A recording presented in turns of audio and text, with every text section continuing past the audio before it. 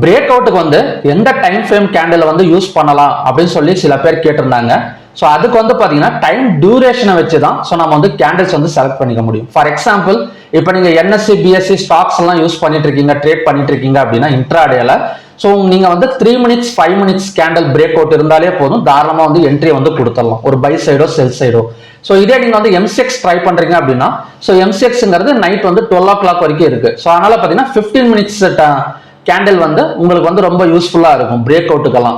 So அதே நீங்க ஒரு ஸ்விங் ட்ரேடிங் பண்ண போறீங்க, ஒரு 3 months இல்ல 15 days 20 days 3 months ஸோ அந்த மாதிரி எல்லாம் நீங்க யூஸ் பண்ண போறீங்க அப்படின்னா ஒரு 4 hour ஒரு 1 day கேண்டில் டைம் ஃப்ரேம் வந்து யூஸ் பண்ணீங்க அப்படின்னா அது வந்து ஒரு பெட்டர் ரிசல்ட்ஸ் வந்து கொடுக்கும். ஸோ நீங்க பண்ண போறது இன்ட்ராடேவா ஸ்விங் ட்ரேடிங்கா, அது மட்டும் இல்லாம எத்தனை ஹவர்ஸ்ல அந்த மார்க்கெட் இருக்கு, ஸோ இதெல்லாம் பேஸ் பண்ணி தான் பாத்தீங்கன்னா கேண்டில்ஸ் வந்து செலக்ட் பண்ணும்.